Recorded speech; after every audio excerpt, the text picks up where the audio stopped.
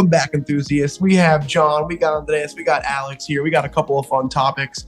What are we talking about today, John? What are we talking about? I think the first topic is going to be our ban list conversation. I'm actually very excited about it. Andreas brought it to the table, so I'm pretty excited to hear what he has to say. I so did let bring it to the Andreas. table. I think Alex and I had a conversation in CollectCon Houston 2021 about why I thought there should be a ban list, but we could jump back into Andreas it. is like, dude, this card's like 800. We played 3 kids and like decks are $1,000, and you know. Revisit this conversation a year later. But yeah, I don't know. I just saw a few people talking about a card that was played recently in an LGS tournament that honestly, I didn't even know this card existed, but after I did a little research into it, it's insane. The card, so Mania is the card. What it does, it's 3-drop water aura, has 40 life points. You can have 1 per spell book, and it's does 30 damage. But the main thing is its effect right here. And what it does is you can use this effect if you control only water pages, which currently water is one of the top 3. I would say top 3 to top 5 decks in the meta. So running only water auras is not like something that's uncommon right now. But at any time, even if it's not your turn, you can pay 1 water aura, and you can place this page in your cemetery from your chapter, and you can return target BC to its owner's chapter. Why this effect is so important is because it's essentially an extra Smoky Spirits, and with the Loveland Frogman deck, Smoky Spirits can actually win you a game. This card came out through, it was the International, right, Alex? You want to explain that a little bit? Yeah, so basically, so this card right here, so Metazoo has, been for a while, they've been working on releasing essentially what's called like ambassadors, right? And what their goal is to kind of have like certain like areas around the world where they can have like a card or like like a cryptid that's kind of like known for that region, and it can kind of serve as the ambassador for that like region in the world, right? So I believe this one is Australia or New Zealand or something like that. I know that it was kind of like inadvertently released in the US, like they kind of sent it like as a promo accidentally, like mixed it up with a different promo for a little bit, so it wasn't supposed to be released in the US, but it was like in a very, very small scale. Like a couple copies got out, but beyond that, I believe it's given to like Australian or like New Zealand LGSs over there, that to like include them in orders, as like promos. So I believe that, I'm not 100% sure, but I believe that's how you obtain this card. So to our understanding, you can only acquire this card through LGSs outside of the country. It's not just cards like this though, but look at the price of this card, guys. Cards like this can win you the game, and not just cards like this, but cards like Little Green Men, maybe the Rudy Sasquatches, and just cards that are like almost collectible to the point where if you're a player, you can't really obtain them without spending a pretty penny. And I don't know if Metazoo necessarily needs a ban list, because like I said, we were talking about this before, and Alex said that you could reprint these cards, whether actually coming out the 2nd edition or just reprinting cards like this in a future set like Seance or UFO or something. But there are definitely ways to circumvent this. But I think right now, at least in my opinion, I think that there needs to be like some sort of temporary ban list or something, because people running cards like Mania or Little Green Men, which you can have 10 Little Green Men per deck and they're $30 a pop, people are going to start winning tournaments, and it's just going to be like, yeah, and I'll even take your step a little further. I mean, again, and we were talking about it, and there are a couple different solutions, right? So like I think that definitely like reprinting them in a future set is something you're going to hope to see. I know we were talking about Little Green Men that I like. Literally, I don't know if I could even find 10 copies for my deck if I wanted to. I really don't know if it's even possible. But if I could, it would be very expensive to do so. So I'm definitely not doing that, right? And I'm hoping for a reprint on those.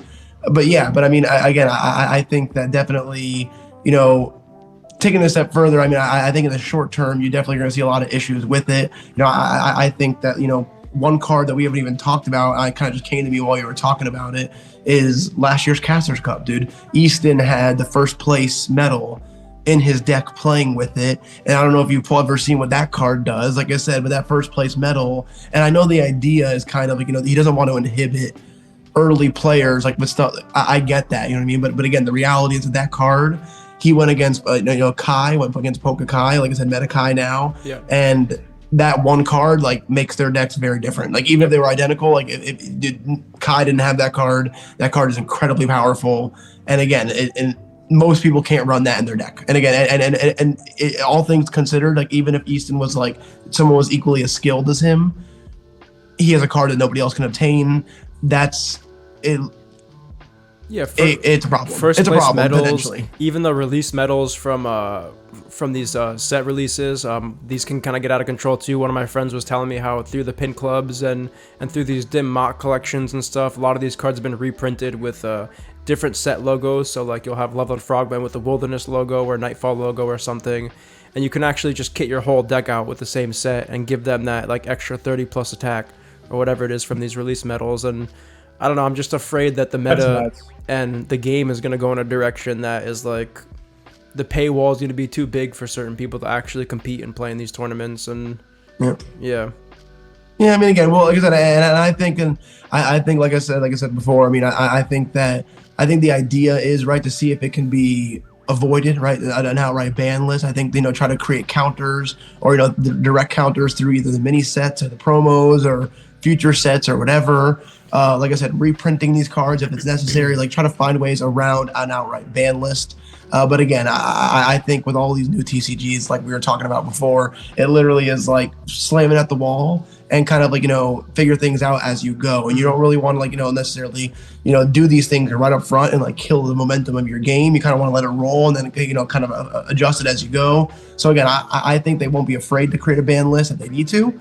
But yeah, I mean, I think in the short term, I think definitely there could be some tilted games in the meantime, to your point. So, John, I want you to ask the question that you asked before, because I think that was a really good point to make. Yeah. So the only thought was like outside of this issue being like the cards that are very expensive and hard to find, but do you foresee, at least Andres, just in your experience, because from what I've seen in other TCGs, is that eventually, even with common cards, there's certain common cards that they would have that are just either overpowered and they're put on a ban list. I mean, obviously, as time grows and Metazoo gets more established, do you foresee that kind of pivoting? Absolutely, yeah. Cards like let's be honest here, Quetzalcoatlus he's basically run the meta for almost a year and a half now. We're what four sets into Metazoo now, and Quetz has been the top dog, winning. I mean, you've seen other decks like Frost and Loveland Frogman win, but it's mostly just Lightning and Quetz. Like when you think of Lightning, that's the one card that is running. What's Lightning without Quetz? So definitely, I don't know if right now cards like base cards need to be addressed, but there's definitely cards like Quetzalcoatlus, Loveland Frogman. Like there's tons of other cards out there that actually just literally run the meta and have been running the meta for so long that I know Mike is big on keeping every card in rotation and not like creating a ban list and creating answers to his meta, but I could see there being a point where the waters are so muddy that he's just going to have to start like, all right, we're going to ban Quetz, we're going to ban Loveland Frogman, we're going to ban the first place medals, we're going to ban all these Rudy cards, like, for sure. And I could see it. I could definitely see it, like I said, but I think in the meantime, like I said, I definitely don't foresee him rushing into that. Like I said, I don't think there's really necessarily a need to. So in the meantime, like I said, I would just brace yourself for the wild west in terms of, like I said, the first like couple of years probably. Or I would encourage players to get creative, because there's some ridiculously broken things out there that like people haven't been doing. That people haven't been doing yet, like the Easton first place medals and tournaments, and just broaden your horizons a little bit, because there's some broken out there, guys. Dude, and even with the I know we're gonna talk about the Kickstarter coming out in a little bit, but even with some of the cards that are in there, like now, like I said, there's cards that you can use playing cards as tokens. So if there's like a token deck and you can like sync that up, right? Basically, you can like the cards that come in a little promo box like buff cards based off how many tokens you have. Again, there's lots of like different potential things that can get really out of hand. You could use the Kickstarter tokens too from the playing cards or something. Those are tournament legal. No, yeah. So the way that it works, so basically the way it works in a nutshell is like all the little promo cards. They're all like they coordinate to a specific set type. So for example, let's say there's like a light wilderness one. It's like Okanto Falls Dragon, and it's a light card. And basically what it allows you to do is for every wilderness playing card that is a token. So basically, like, I can use my playing cards as tokens, and I'll use all my wilderness ones, of course, because that's what the card does. And basically say I have 10 tokens out there that are all represented by playing cards. I play that card I just mentioned. All my BCs get a 20 boosts for each token. Wow. Yeah. So again, there's lots of like potential, like I said, like craziness that can happen with all these, like again, with all the stuff that's like coming out. So, and also again, I know we're not going to talk about it here today, but I don't know if you saw this on this with Seance. There are multi-aura beasties coming out, like that are like 2 different aura types. So you need like 2 different auras to like bring them out. This is news to me. I wish I would have heard saw a about that. I fire would have made that a spirit one. second There's a topic fire to talk spirit about. guy.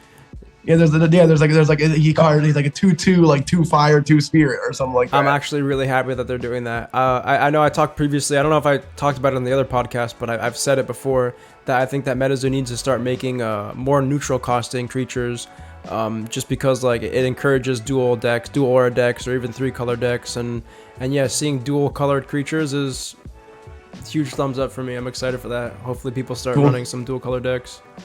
Heck yeah. So, anybody else got anything else? Johnny, anything else you want to talk about ban list wise? No. No? We hit it. We hit the nail on the head. I hit record this time, boys. That's good. We're live. Live. Ow! All right.